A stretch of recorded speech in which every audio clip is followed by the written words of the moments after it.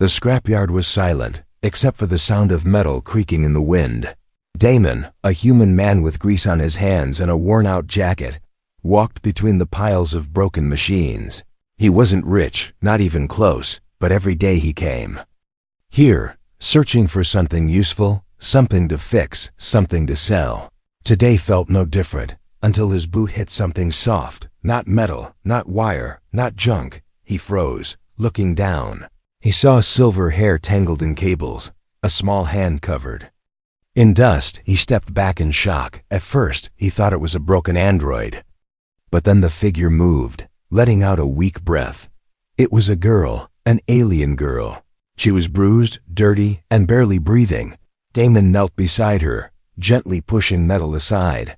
Her skin was pale, glowing faintly under the dirt. Her clothes were torn, parts of her arms shaking like she hadn't eaten in days. She looked no older than 16 in human years. He whispered, "Hey, can you hear me?" No response, just a small twitch of her fingers. She was alive, but barely. Damon looked around. But the scrapyard was empty. No one else was here. He couldn't just leave her. So without thinking more, he scooped her up in his arms. She was light, frighteningly light, like a bundle of bones wrapped in soft skin. His shack wasn't far, just across the junk field, a place made of broken starship panels and salvaged solar sheets. Inside, it was small but warm.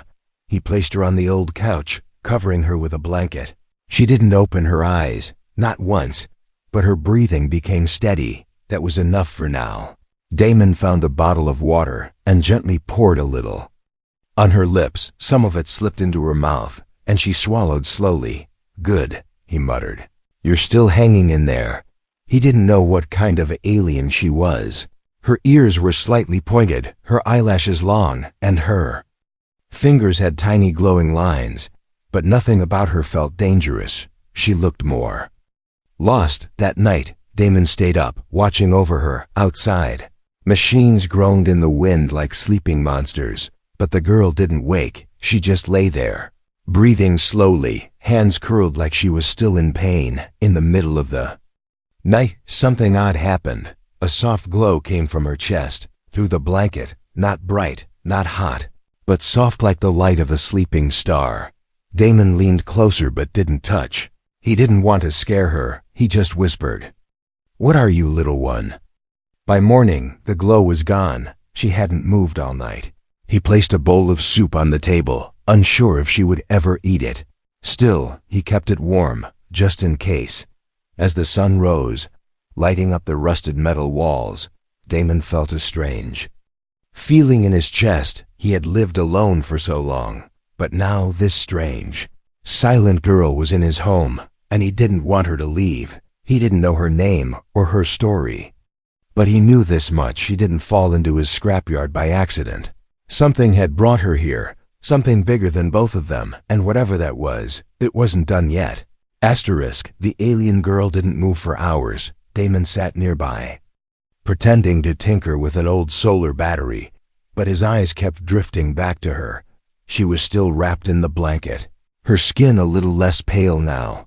The soft rise and fall of her chest was the only sign that she was alive. He placed a small bowl of soup beside her earlier, but it sat untouched. The steam had faded, the smell now cold and quiet. He frowned, wondering if maybe her kind didn't eat food like humans did, or maybe she just didn't trust him.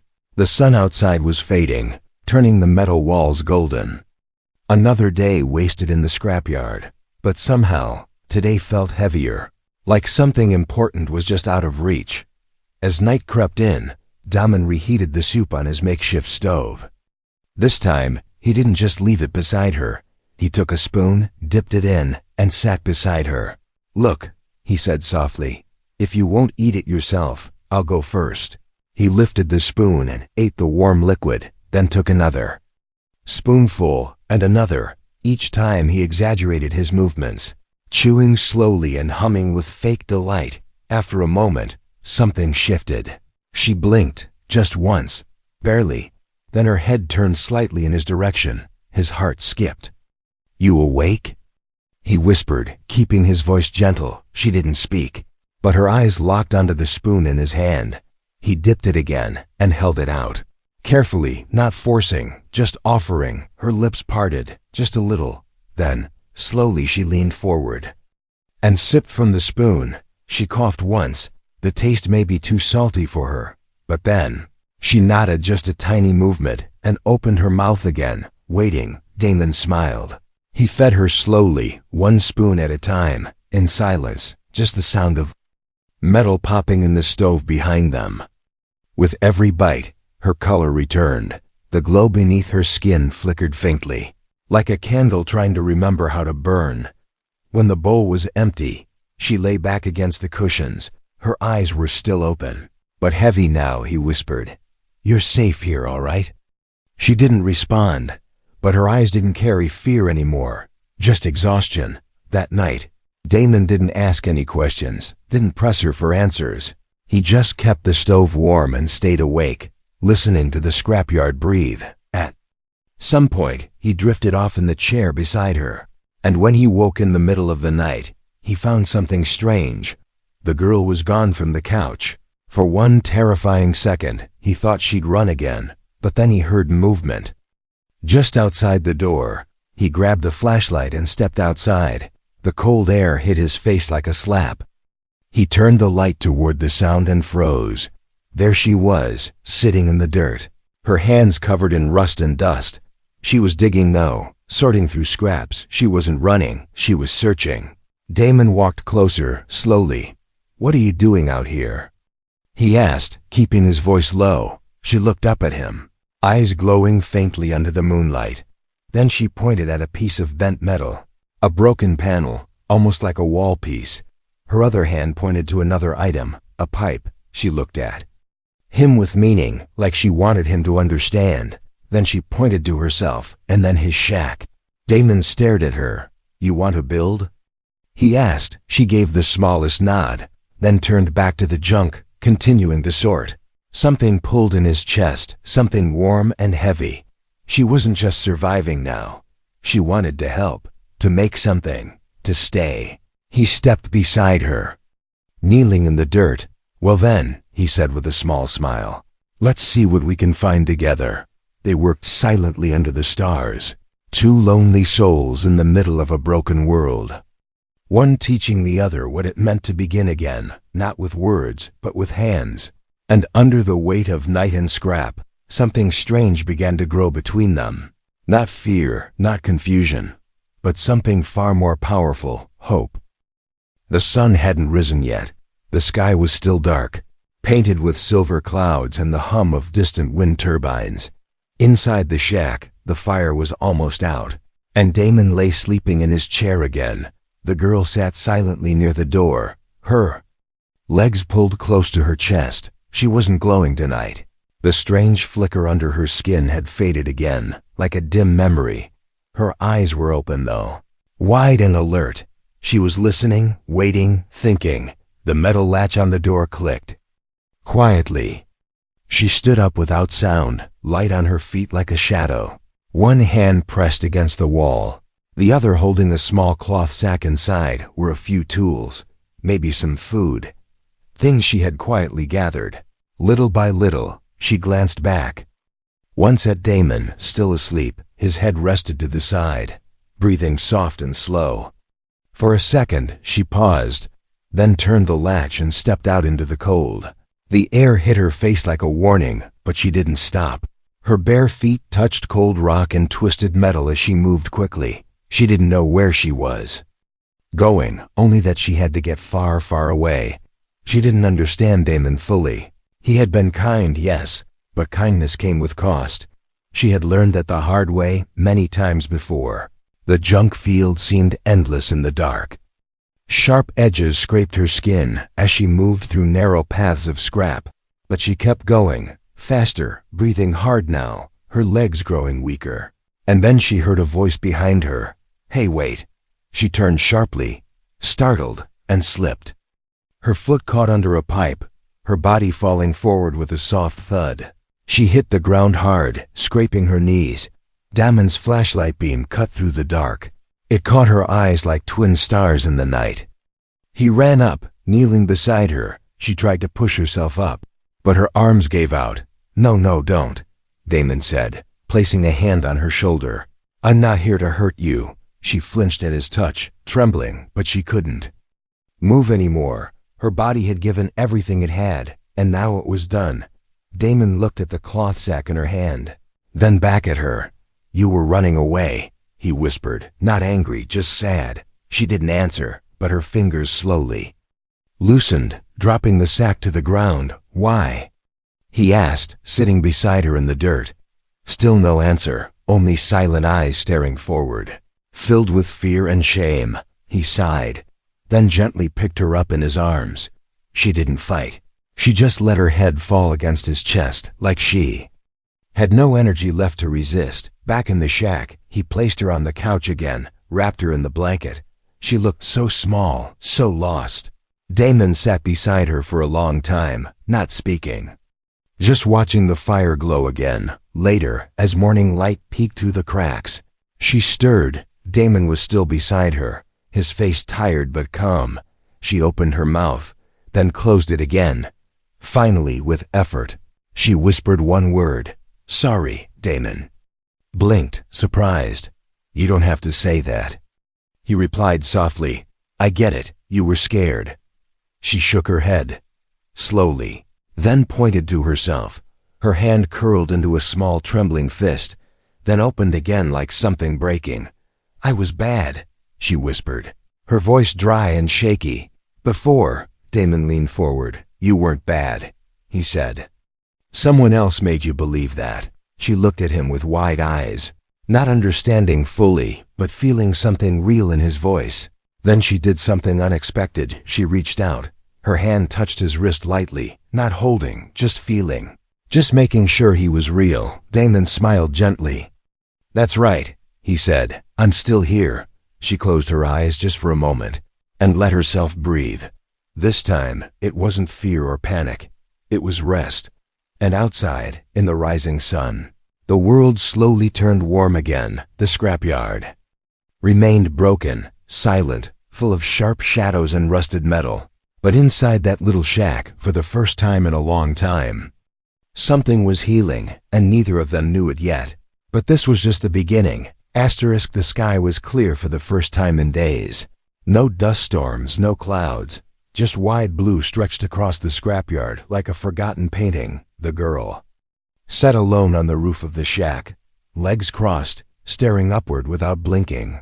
Her silver hair danced in the wind, and her eyes held something far away, something no one else could see. Damon didn't speak right away. He stood below, watching her silently. She had climbed up there without a sound, barefoot and careful, as if searching for something that had been taken. He finally spoke. "Are you looking for something?"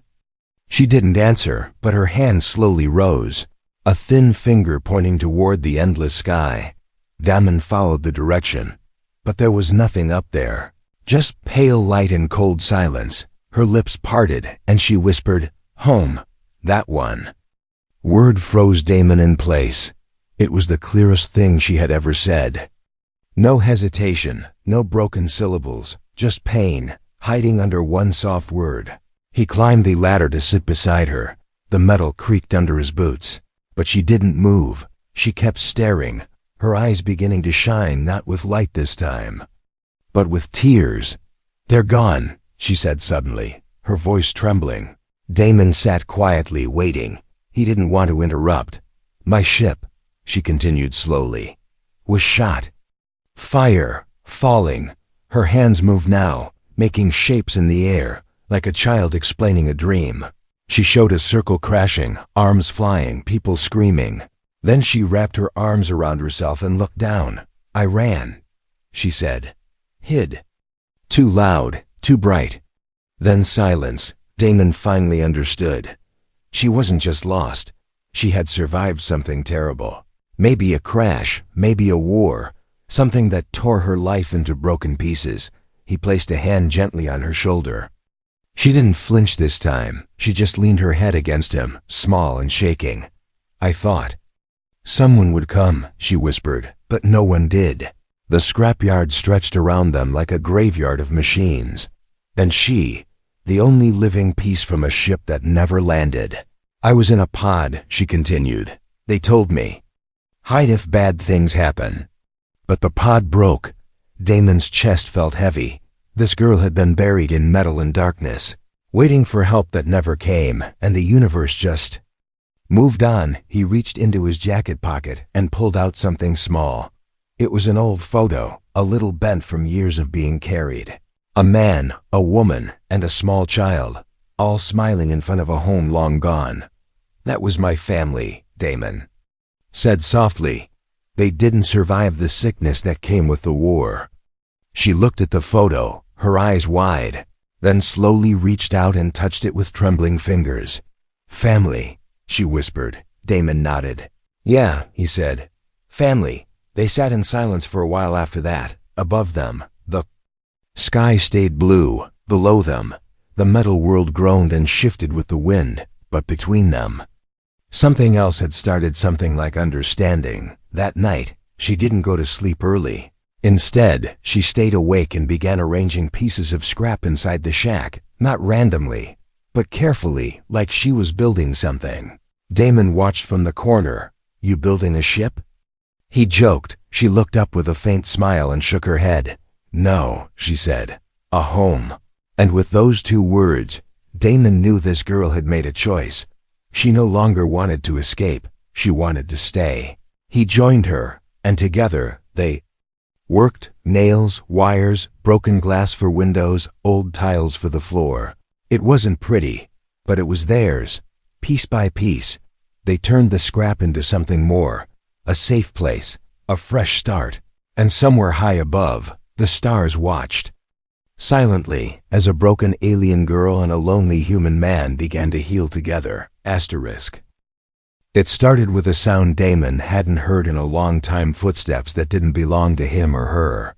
The scrapyard usually stayed quiet, only the wind moving across the metal and the soft tapping of tools as he and the alien girl worked on their shelter. But today, the wind brought something new. Heavy boots, crunching metal, steady and slow. Damon stepped out of the shack and scanned the path between the broken machines. The girl followed behind him, holding a bent metal pipe close to her chest like it was a treasure. Then she froze, her eyes locked on something behind a pile of junk. A tall figure emerged from the shadows, face covered in an old scarf, goggles hiding his eyes. He carried a laser cutter on his belt and a wide sack slung over his shoulder. His hands were dirty, but steady. He looked around like a dog sniffing for weakness. Damon moved in front of the girl without thinking. Can I help? You? He asked, voice calm but firm. The stranger didn't answer right away. He stepped closer, eyes scanning the shelter they had built. You found something special, the man said slowly. His voice rough like sandpaper. Damon stayed still. Just scrap, he replied. Nothing here worth stealing. But the man didn't believe him. His eyes slid past Damon and landed on the girl. She was half hidden behind Damon, but her silver hair caught the light. The stranger grinned beneath his scarf. Now that, he said, doesn't look like scrap to me. Damon clenched his fists. She's not for sale, he said, his voice colder now. The stranger's hand drifted near the laser cutter. That's not your choice, the man replied. There's buyers out there who'd pay well for a thing like her. The girl gripped the pipe tighter, backing away. Her body shook not with cold, but with fear. She had seen this kind of man before. He reminded her of cages, of chains, of being dragged through dark halls. Damon took a step forward. Leave, he said. Now, but the man didn't. He reached for his belt, and in a flash, the laser cutter was in his hand. The girl screamed, not words, just a sound filled with panic. Damon moved fast, grabbing a rusted wrench from the workbench. The stranger swung the cutter, but Damon ducked low and slammed the wrench against the man's knee. The cutter sparked and fell from his hand. He cried out and stumbled back, but Damon didn't stop. He hit again and again, until the man dropped to the ground, groaning in the dirt. The girl rushed forward and kicked the cutter away. Her hands trembled, her chest heaving. She looked at Damon with wide eyes.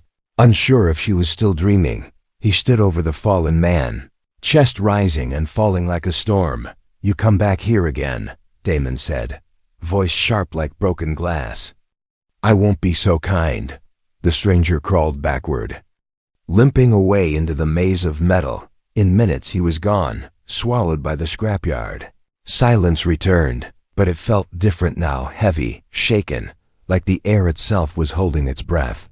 Damon turned to the girl, his arm bleeding from a shallow cut. She moved closer and touched the wound, then looked up at him. "You hurt," she whispered.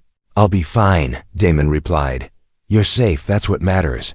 She stared at him for a long moment, then did something she had never done before. She hugged him, not a quick hug, not a shy one, but tight, full of feeling, like she had been carrying that need for a long, long time. Her arms wrapped around him like she never wanted to let go. Damon stood still, letting her hold. He gently placed a hand on her back. Neither of them said anything. They didn't have to. That night, they sat together inside the shelter, the door locked, a warm light flickering between them. She cleaned his wound, wrapping it with soft cloth and careful hands.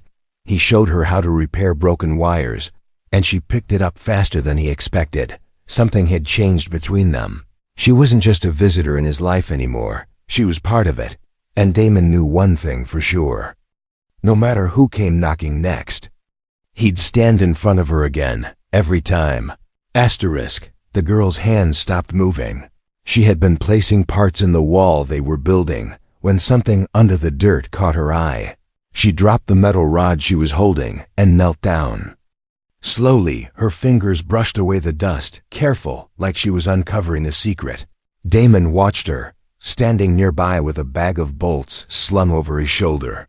"What is it?" he asked, but she didn't answer. She just kept digging, more frantic now, more desperate, and then her hand stopped, frozen against something smooth and cold. It was metal, but not like the scrap around them. This was polished, almost perfect, with strange markings burned along the side. Damon moved closer and crouched beside her. Together they pulled back the earth, piece by piece, until a broken edge of dark silver hull was visible. A ship, buried under layers of time and silence. And not just any ship, hers. The girl backed away slowly, her chest rising fast, her breath caught in her throat. She touched her temple as if trying to hold back a memory. But it came anyway, screaming, fire alarms. Cold metal and sudden silence, hands pulling her into a pod. Someone saying her name, but she couldn't remember who. The pod had launched, and the ship had crashed. But she had survived, barely. She whispered something in her own language, her voice thin and broken. Then she turned to Damon and pointed to a hatch barely visible on the ship's side. He didn't want to open it. Something about the air around it felt wrong, like the ship had been asleep and touching it would wake it. But she gave him a look, a quiet, pleading look, so he nodded. "Okay," he said, "we do it together." The hatch resisted at first, rusted and sealed by time. Then with one hard push, it popped open, hissing softly like it had been holding its breath for years. The inside was dark, filled with dust and broken equipment. Wires hung from the ceiling like vines, and shattered screens blinked faintly before dying again. The girl stepped in slowly, her feet light, her hand brushing against the wall like she was walking through a grave, and in many ways, she was. They reached a small chamber near the back, where old cryopods lined the walls. Most were empty, cracked open, or crushed, but one was still sealed, its glass fogged. The girl approached it, her hands shaking. She wiped the glass slowly, revealing a face inside, female, older, similar features to her own. Her eyes widened as she whispered one word. "Mother." Damon stepped back, giving her space. She stared at the pod, her breath now trembling with every inhale. Then she turned away, eyes full of pain. She knew, deep down, that the pod had failed long ago. There was no heartbeat, no light, no future inside that glass. She slid to the floor, hugging her knees, her body shaking without sound. Damon knelt beside her but didn't speak. He just placed a hand on her back, letting her cry without shame. After a long time, she wiped her face and stood. Her legs were weak, but her eyes had changed, stronger. Now, not because the pain was gone, but because she had faced it. They searched a little more, found a data chip inside a sealed drawer. Damon handed it to her, and she clutched it tightly. Maybe it held records, maybe answers, or maybe it was just one last piece of her broken past. When they finally stepped out of the wreck, the sunlight hit her face. She blinked, and for a moment, it looked like the glow in her skin had returned, faint but steady, not because of the ship, but because she had chosen to walk away from it. That night, back at the shack, she placed the data chip on the table. She didn't plug it in, not yet, maybe someday. But not tonight. She looked at Damon, then walked over to him and took his hand. Her fingers were cold, but steady. He looked down at her and saw something different, not just a lost alien girl, but someone who had faced a nightmare and still stood tall. She spoke quietly. "No more hiding," Damon nodded. "No more running either." And together, they sat beside the fire. Two people from different worlds, both broken, both healing, finding something like peace in the middle of nowhere. Asterisk on. When he woke up, the bed was cold, her blanket folded neatly. Damon blinked against the morning light and stood quickly. His eyes scanned the room, the doorway, the workbench. Her tools were missing. So was the metal pipe she always carried. Panic set in, sharp and heavy. He rushed outside, his boots crunching dry gravel. "Where are you?" he whispered, turning in every direction. Then he saw the footprints, small and light, heading east, out toward the quiet zone of the scrapyard, where no one ever went, even scavengers avoided. That place too unstable, too forgotten. He followed the prints. Faster now, heart pounding. Why would she leave now, after everything they built together? Then he saw her. She stood at the edge of a broken shuttle wing, her hair glowing in the rising sun. She wasn't running, she wasn't lost, she was building something. Dozens of pieces of scrap were laid out in a perfect circle. Wires, panels, sensors, a frame. Like a tall arch made from broken steel. It wasn't random. It was a shape, a gateway. Damon stepped closer, still breathing hard. "What are you doing?" he asked, confused. She turned around, smiling softly. Her cheeks were smudged with oil, her hands full of wires. "I finish it," she said. "Today." Damon frowned. "Finish what?" She touched her chest. "Message," she whispered. "For them. My people. Anyone still alive." Now he understood. The data chip. The parts she had been quietly collecting for weeks. She had been building a signal array. Not to leave, but to let someone know she had survived. He looked down at the metal arch. It wasn't a ship. It was a beacon, a memory tower, something that could send her voice far beyond this planet. He helped her carry the last few parts without a word. Together, they fastened the cables, powered the panels with an old battery he had hidden for emergencies. When it was ready, she stood under the arch and pressed a glowing disc to her throat. Her voice came out in a soft vibration, not just sound, but a frequency beyond human hearing. The air shimmered slightly, and the beacon lit up blue. She closed her eyes as she spoke in her language. The words were short, almost like a song. A story told in pulses, a voice lost, then found again. When it ended, she stepped back and let the device continue blinking on its own. She looked up at Damon, her eyes clearer than he had ever seen them.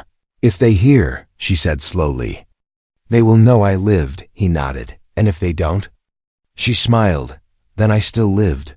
They stood together in silence, the wind brushing past like a quiet farewell. The beacon hummed softly behind them. Now part of the scrapyard. Later that evening, she handed Damon something small and smooth. It looked like a stone, but glowed faintly. "Gift," she said. "Family stone. Rare." Damon took it carefully. "What does it mean?" She looked at him and placed her hand over her heart. "It means I belong." The air between them shifted, heavy with something unspoken. He opened his arms, and she stepped into them. Without hesitation, she no longer trembled, no longer looked over her shoulder. This place, this shack built from scrap and memory. It was home now. Days passed, and no ship came, no signal returned. But they didn't wait with sadness. They planted food in rusted containers, painted the walls with leftover plasma dye. She began laughing sometimes, quiet and bright. He even caught her dancing in the rain once, spinning like a leaf, and one night, just before sleep, she spoke again, soft and close. "I stay," she whispered. "Forever, if you want." Damon smiled, eyes full of warmth. "I'd like that," he said. "I really would." And outside, beyond the stars in silence, the beacon still blinked, a signal not of distress, but of hope, and the proof that even broken things can become whole again.